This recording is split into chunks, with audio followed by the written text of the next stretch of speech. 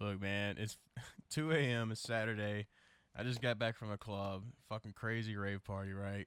I get back, I get all this hate mail in my inbox. It's just fucking flooded. I was gonna do an instructional video on covering some things, I guess. Well, this is what you gotta do. This is what you gotta do. Like, I'm not even gonna do that. I'm just gonna kind of take it easy and joke around a little bit. Go through a few things. Definitely, if you check this stuff out, you are without a doubt gonna get faster at this game. The new Forza is about to come out. This game's about to be irrelevant. I'm probably about to game a lot less. It's not really just the gaming community. It's the car community. Like anybody that it's maybe it's competitive, like the competitive nature. Everybody, they act faked and they want to try to buddy up with you if you're the fast guy. And it happens. There's like 5 or 6 guys out of the few years that I've played Forza, they've actually been true and been cool, and it's like they're really legit, just like hanging out, racing in lobbies, and it's not like some endeavor to kind of sneak up in there and get your info and you run back to their crew or whatever, and especially the ones that go back and then they try and spin it around, like, oh, you did that, motherfucker. Like, those Australian guys, they're the best, right? Like, oh, Mike, hey, he thinks, yeah, he doesn't even like burnouts, Mike. Hey, he thinks they're silly, hey, the fucking Americans are slow bastards. I don't know how they talk. I'm just talking shit, man. But, nah, man, people just, they're fake, fucking fake motherfuckers. Like 95% of the people in just the gaming community, the car community, it's like really both. Anything that's super competitive, people they get bonkers, man, fucking nuts. Uh, but I'll go over a few of the things that you need to think about. Um, it's not always about what you think is going on in the game. Like even just you're thinking about tuning the car. It's like, well, in real life, it's not real life. It's somebody programmed that game, and if you think too literally and try not to be open about exploring your options, you're never really gonna get there because at the end of the day, it's not real. It's a simulation. So things like telemetry, it's like I've mentioned telemetry to a few of the PT&E guys, and they just give you that look like, just like, bro, you hold down the D-pad. But anyways, it's not always about how you drive the tune or the car. Sometimes it's about the system. How does your network card handle the information going in and out of your modem? But we'll get into that. But it's how do I know these things? I don't know. They seem like common sense to me. It doesn't really seem like something you need to spend a whole lot of time doing. I've been racing cars and motorcycles for since I was teenage, before I could even legally drive. So here we go. This guy right here, that's a 135-pound rider on a Stretch ZX12, and that's me on a Gixxer 1000 that I tuned myself. Yeah, he get left. Me standing up across the finish line.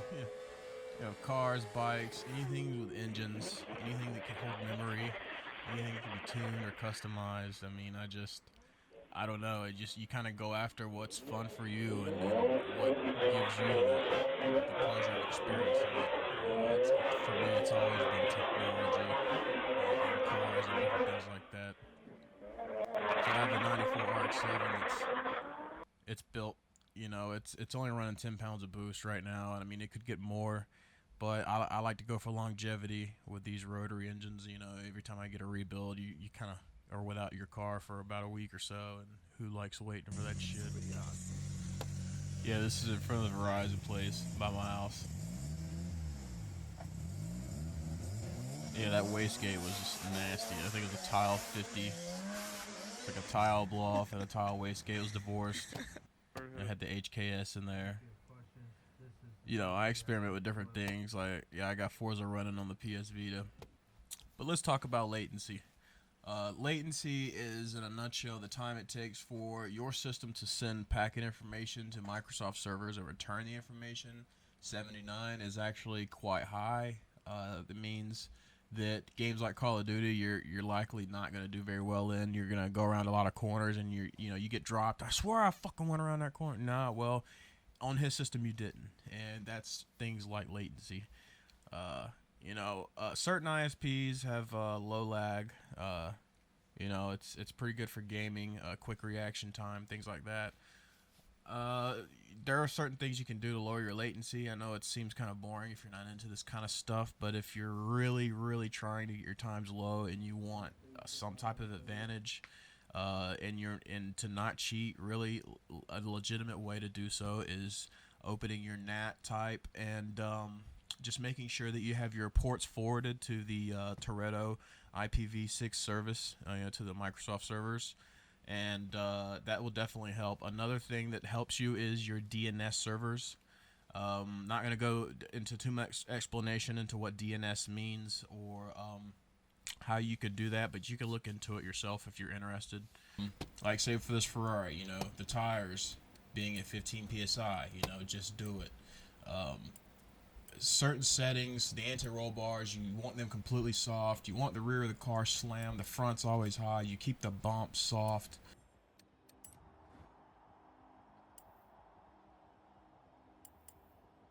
And as you can see, a lot of my tunes, they're pretty much the same. It doesn't change. I race with ABS off, simulation steering. I found it to be faster. I don't know why. It just is. It's a game. It doesn't have to make sense. Certain cars are manual clutch and certain are manual, and you'll know because when you shift in the manual and it kind of takes it slow to rev down to the next gear, put it on clutch and that crap goes away. This is something else you need to think about as well. Your actual controller settings. These guys right here. One of the reasons why you need to set these up is because everybody kind of launches in a different way, and the sensitivity of when you're going in full throttle, things like that, they definitely can be fine-tuned. Your own reaction time, so I'll leave it up to you to decide what the best settings for you are. But one of the reasons this is important is because one of the things that nobody ever talks about, and I'm sure that doesn't know about it, I'm sure they're going to claim they do after seeing this video, but I guarantee you won't find proof of anything before me mentioning it today, right now. So what I'm talking about is the stall converter. Now this is set to manual, and if you look at where it says clutch, it has to auto clutch for you when you take off. And my leaderboard dart tune is heavily dependent on that auto clutch feature. You have to set your car and gear your car to where you can drop catch and hold off before you full throttle, and the car will still, it's like a smooth motion into acceleration. And that's one of the reasons why you have to keep the anti-roll bars or anything so soft, is because that power can't be just so instant. It can't be instant because it breaks the tires loose. There has to be give in the suspension to allow that force to be transferred to the road without breaking contact, which is what's going to happen if you don't. If any of that stuff is stiff, setting your alignment to where it's center whenever you launch and you lean back. It doesn't. Your benchmark and your tuning is going to tell you what it is when it's sitting. So you have to open telemetry and look at that when you take off and launch and try and get your best comparison, and you look and you tune based on that, and that's how you get your body or your car center. Look at this.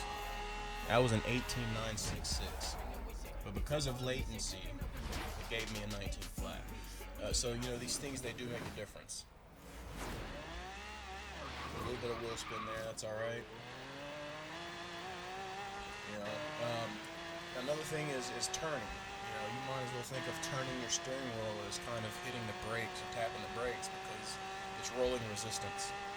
It's actually a lot of rolling resistance to use 15 psi on your tires, but to be honest with you, it really is all about launch in this game. It does hurt you on the top end, but it's a sacrifice that you just have to make. You're not going to get a launch like that with higher tire pressures. And stretching your gear is definitely not the best way of tackling the problem, because the more you stretch your gear, you think you're launching faster, but you're really taking potential acceleration out of that gear. The only reason I'm using 3 gears in these setups is because of, lack of drag tires. You can't get your full acceleration out of that gear with just, racing tires. So this is where I notice a glitch.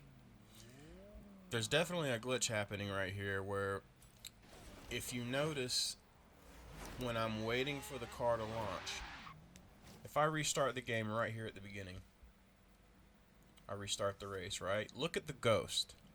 You see how the ghost is just kind of creeping on that front tire?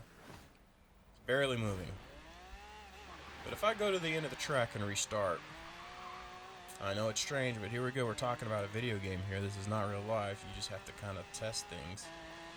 So I go down past these buildings and then restart the race. Notice how the ghost behaves in front of the car this time. I mean, he's moving faster, isn't he? Now, I'm not sure. I haven't had too much time to test this theory, but I suspect that there's more grip whenever you trigger that. Another glitch I definitely noticed is some of these tuning windows are reverse. So you notice I put the brake all the way to the rear right there. I'm going to launch the car and slam on the brakes. Notice what tire locks up. Looks like the front tire to me. It's turn 10, I tell you, they're funny. Another thing that you can notice, I know nobody's ever talked about, is the tuning glitches. Not anything necessarily that makes you faster, but could definitely make you slower if you don't notice it. You notice how my endings of these numbers are 0.8 and 0.3 on the springs? Well, they're zeroed in from the bottom, and what I mean is, from the bottom up, they say 0.3 and 0.8. But if you take any of these sliders and you max it out to the stiff side, all the way, and come down, you notice the end numbers change. So the scale and how everything is changed is actually completely different. And if you have the front and the rear of said setting and they're different like that, then that could definitely make difference in how you launch. So that's just something else to think about, something to look at. There's more to it than just, is the guy cheating? Is he on PC? It's common sense, fellas. I mean, shit, man. You guys gotta hate. Just use your fucking brain. It's common sense, man. Just think. Use your brain. I'm out.